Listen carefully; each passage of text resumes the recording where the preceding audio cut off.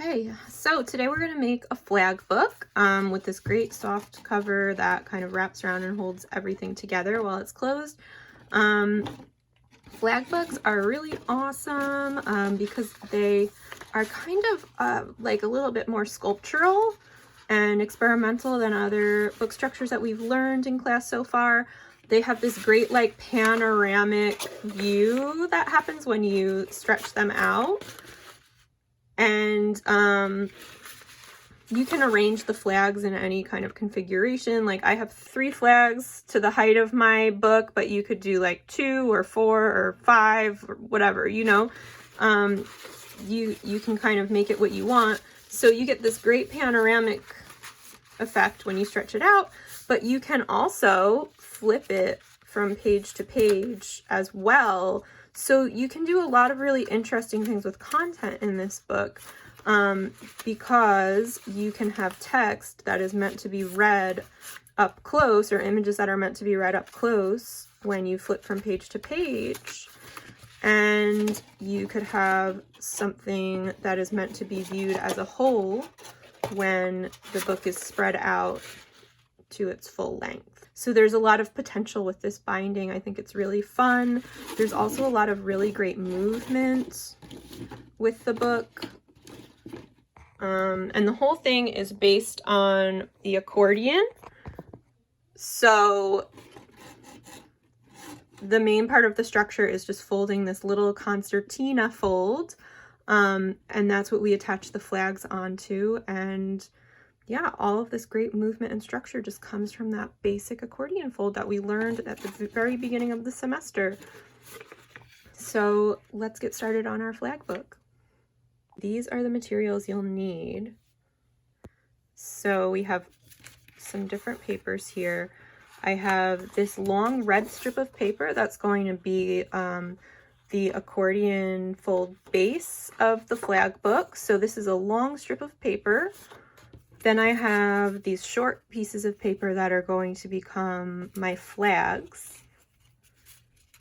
And these are cut so that 3 of them will fit the height of my long strip of paper.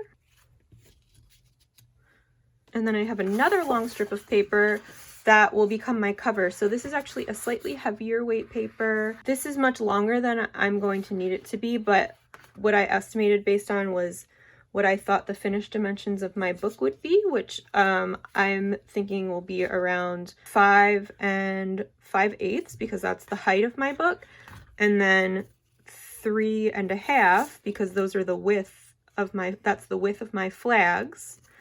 And then I'm just giving extra space for the spine. I'm just allowing like 1 inch for the spine, which is probably even thicker than I'll need it to be. And then the cover flaps are going to fold over, so I just doubled that measurement. And then you'll need your bone folder for folding. A triangle or a ruler might come in handy, so either one, triangle or a ruler. And then some kind of adhesive, so maybe either a glue stick or I have some double-sided tape. Okay, so the first step for our flag book is to make a concertina folded accordion. So this is taking this long strip of paper and folding it down to an accordion where the sections are very long and thin. So if you remember back to our first accordion binding demo, this was sort of like the practice folding exercise in the beginning where I had you guys just fold down the strip of paper into like tiny sections just for folding practice. So this time we're going to do the same thing, but we're actually going to use it to make our book.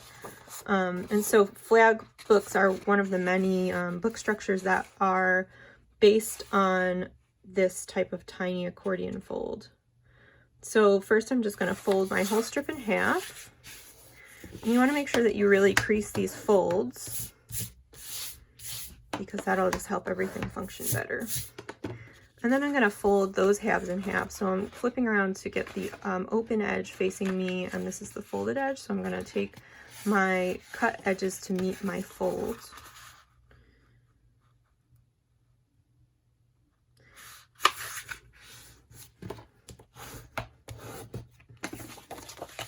Do that on both sides.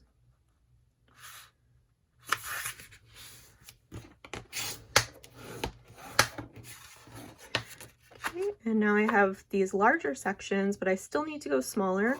So I'm going to invert my center fold, and I'm going to turn this so that all of my 3 folds right now are pointing up at me. And then I'm just going to start from one end and fold these sections in half. So I'm going to just match up this cut edge to the first mountain fold, the first upward facing fold. And I'm being super careful to really match up my folds, or like the cut edge to my first fold. That's like the main thing that I want to worry about matching up. We really need these to be parallel to each other, and we want to make sure that we're not overshooting the fold or undershooting it. So I'm just, now I have a couple folds here. I'm going to pull this back, and I'm going to go to the furthest upward facing fold here, and then just fold it to meet the next one. And then when I crease, I just go underneath.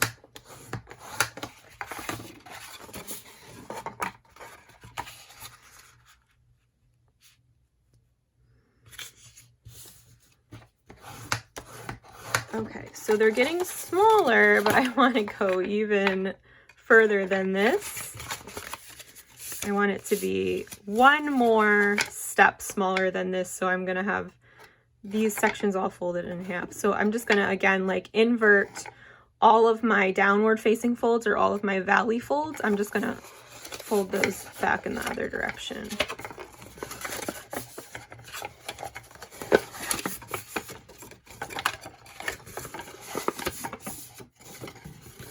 So now all of my folds are facing up as much as possible.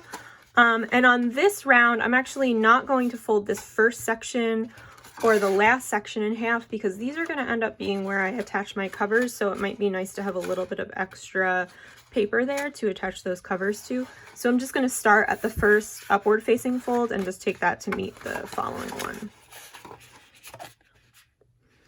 And so this is a structure, at least for this accordion folding part, where thinking about the grain direction of the paper is really important, because if you're folding against the grain, it will just become very difficult to make these tiny folds at this point. Like, it might not be so hard to fold it at first when you're folding the larger sections, but once you get down to this tiny size, it does become difficult to fold if the grain is in the longer direction. So for something like this, you want the grain to be in the shorter direction so that it is parallel to the folds that you're making. It'll make everything fold a lot more easily, and it will make the book function better as well.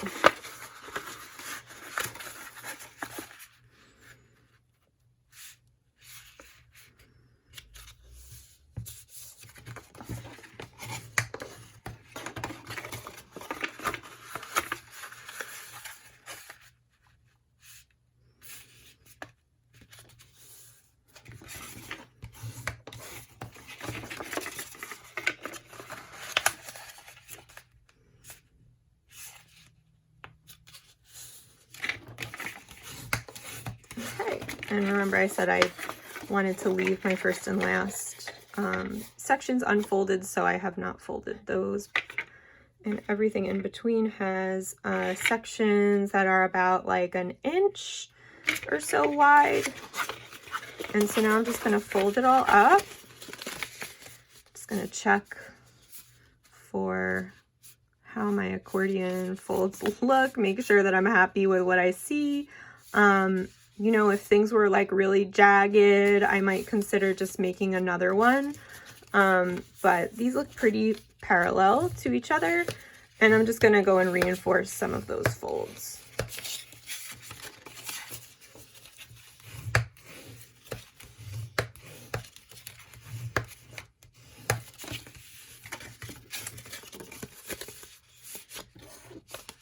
Okay, so now we're ready to attach the flags.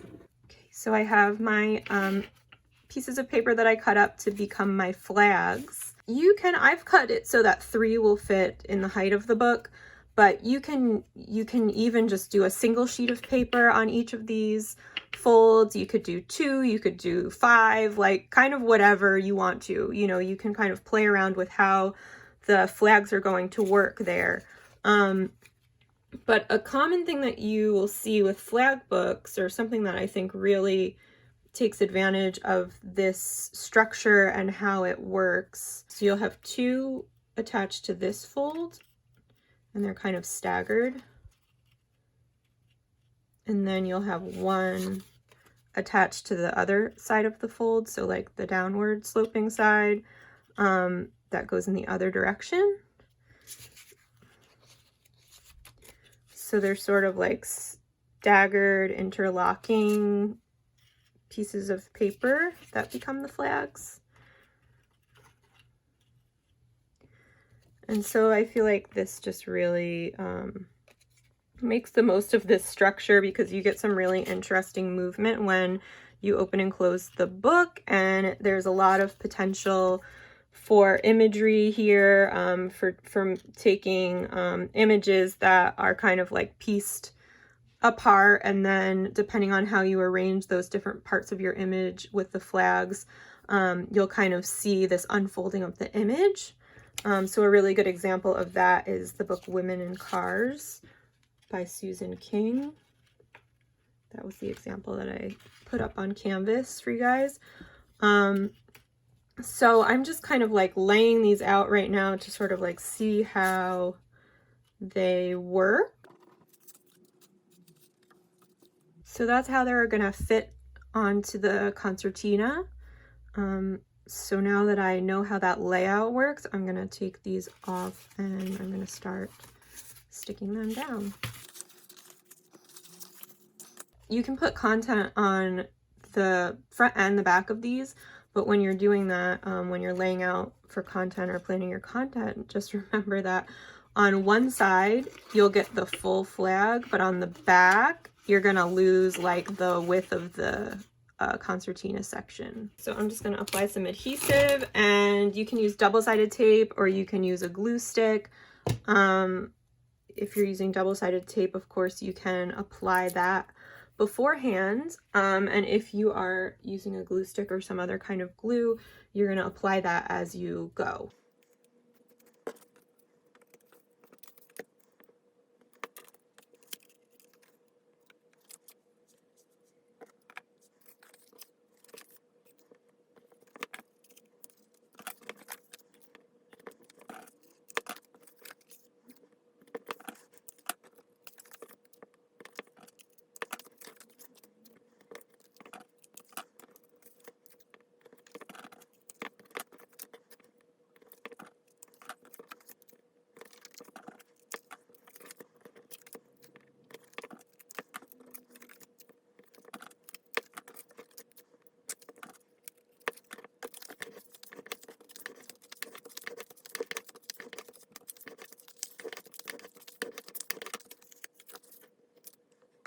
Okay, so I've put the tape on my green sheets, and I am going to just use glue on the blue ones so that you can just see how both methods would work. I'm going to actually start over here, it just makes sense for me. And of course, if you have content, that's where that layout step comes in handy. But if you have content on your flags, you definitely want to make sure that things are being placed correctly, of course. Remember, I had my green pieces on the left side of the fold like that, and then I had my blue pieces on the right side of the fold like that. So that's how each fold is going to work.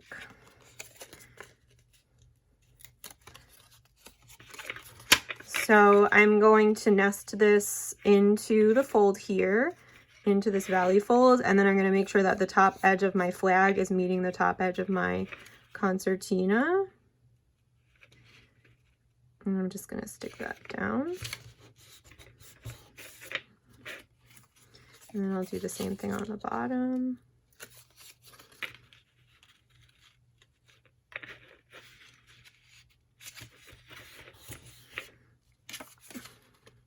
And then I'm just going to double check that this is going to fit in between, and it does. So I'm going to put some glue on this one. So the tape was just peel and stick, and now with the glue, I'm gonna just make sure that I have a scrap piece of paper down underneath my flag. And I'm just gonna apply some glue to the end of this. And then just stick it down in the exact same way that I just did the green ones. Yep, so I'm gonna press it down. And you can always use your bone folder to just burnish everything down, make sure it's really stuck. And I'm just gonna continue applying the rest of the flags down the length of the book.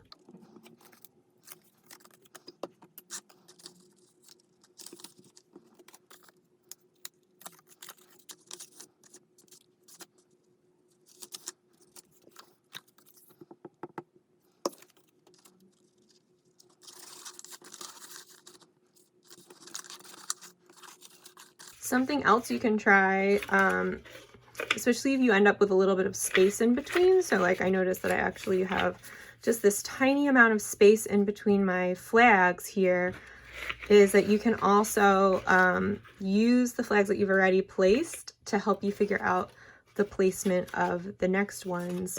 So to do that, I'm just going to start folding my sections down in the back, and then on the next fold where I'm going to place my new flags, I'm going to line that up to fit in the fold, but I'll also be able to see where it's going to match up with these. So I could even kind of place it first and then hold it down and peel off my backing of my tape and press it down. I'm gonna put my glue on, and then I'm gonna, this is the glue side facing up.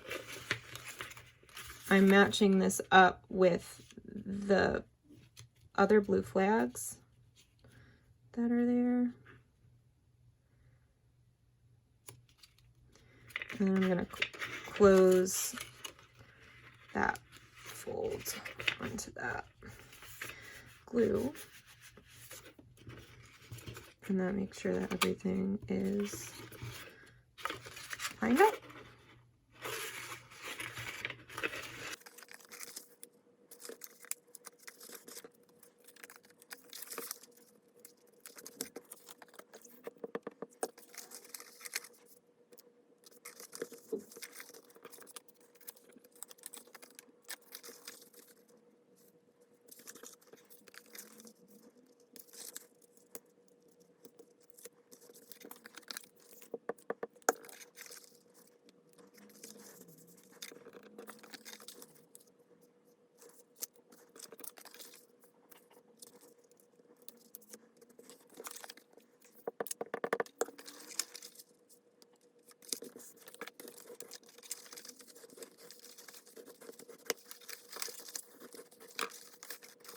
Okay, and that is the interior of our flag book. Okay, let's figure out what to do about a cover. Okay, so remember before I said for the cover, I cut down a strip of heavier weight paper that is the same height as the strip of paper that I used to fold the concertina. So I estimated the dimensions of my book based on the height of my strip of paper and the width of my flags. So I ended up with a book that is about 3.5 by 5 inches. So that's the dimensions, the flat dimensions. And then we also want to account for the spine. And so I just overestimated and said 1 inch for the spine. But now that we have the book assembled, we are going to take a measurement of the spine. So we've done this before in other demos, but we're just going to take a strip of paper, fold it, and then with our book closed and the spine together, we're going to put the spine of our book into this fold in our scrap of paper. And then I'm just going to hold it closed, but I'm not like overly compressing it, just kind of gently holding it closed. And then I'm going to fold this paper around the spine and just put a little crease in it at the other corner of the spine. And so this is about our spine fold. So there are a lot of options for covers. It can be as simple as just taking 2 pieces of binder's board or covered binder's board and cutting them down to the dimensions of your book and adhering one here and one here. You can, you know, do all kinds of different cover styles. I wanted to try a cover that would also wrap around the spine so that it kind of holds the book together a little bit when it's closed, but it will still allow the book to be fully opened and expanded. So my strip of paper, it's long enough where I will be able to get a front cover, the spine, the back cover, and then a fold over flap on both the front and the back. And so now that I actually have my book made, I'm just going to trim this down because I realize that it's much longer than I need. So I'm going to take my book and kind of estimate with that. So I'm just going to take this 1, 2, 3, 4, and then, you know, at least enough for the spine. It's always okay to have more paper than you need, but you don't want to end up with less. But I am just going to trim off a bit of this. And so a great way to personalize a soft cover book, since we're just using a piece of cardstock, is to use rubber stamps to decorate it. And so this can be the hand-carved relief cuts. If you guys looked at that demo, you can use your hand-carved linoleum or hand-carved rubber stamp to decorate. You can make one that has the title or your name or an image that's specific to the content in your book. You know, you can, if you have an inkjet printer, you can also run this cardstock through your inkjet printer. You can print on it in any other method that you have access to. Okay, so now to actually make the cover, we're going to start by folding the paper in half.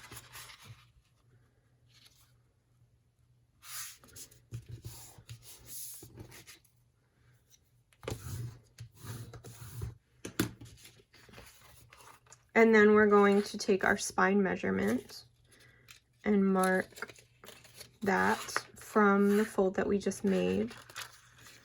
So I'm aligning one fold from my spine measurement with the fold I just made in my cover paper, and then I'm going to make a mark at the other fold at for my spine measurement.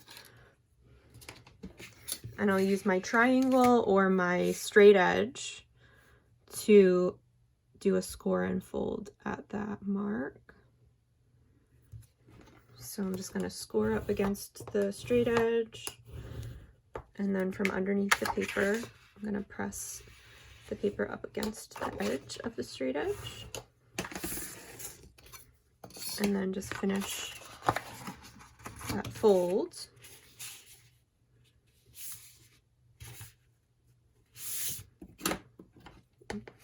Give it a good crease. And so now I should have the spine of my book, and I'm just gonna take my interior and just make sure that it fits. And it looks like it fits pretty nicely. Okay, and now with this, with the book in there, with the book block in there, I'm gonna fit it snugly into the spine, and I'm gonna make those flaps. So I'm gonna hold down the inside of the book, and I'm gonna open the top of the cover, and then I'm gonna take my pencil and make a little mark where I want to make my fold. So I'm making it just beyond my flags, and I'm going to again score and fold.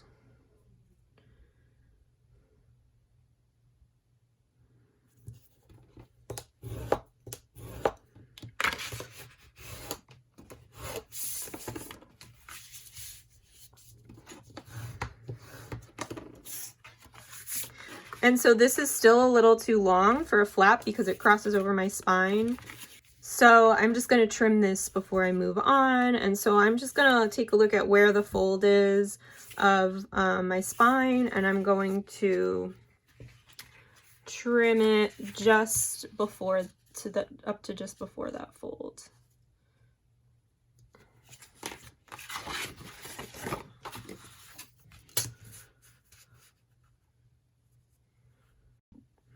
Okay, so I've trimmed that so it fits, and now I'm going to do the same thing for the other side.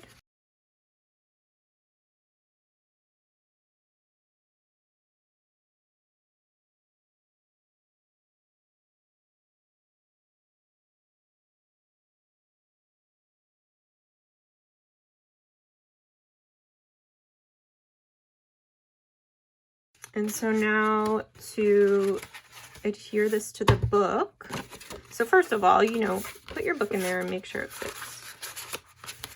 Make sure that you like how it works. It looks like it fits pretty nicely. So now in the front, whatever side is the front of my book, I'm actually going to put some tape onto my flap and stick it down to that first panel here. So I'm just gonna put a strip of tape here, or you could also use your glue stick, or you could use a very thin bead of PVA, or a lightly brushed on PVA. So I'm just gonna put a piece of tape here.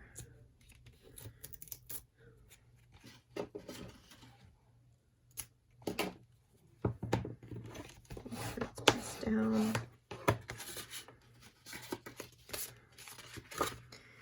And then I'm going to, before I peel that backing off, I'm actually going to fit it in there closed.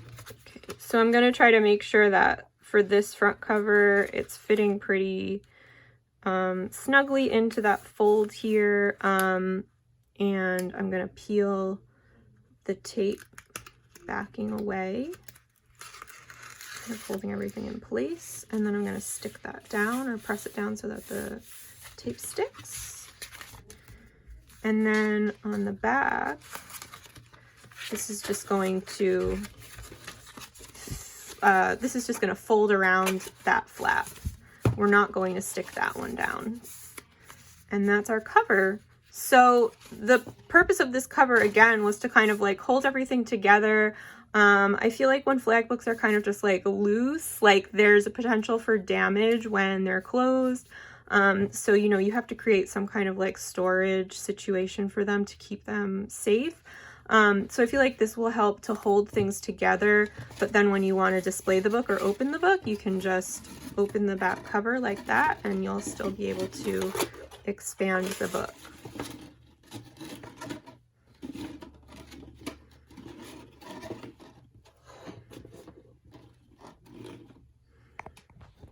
So that's our flag book with a wraparound soft cover.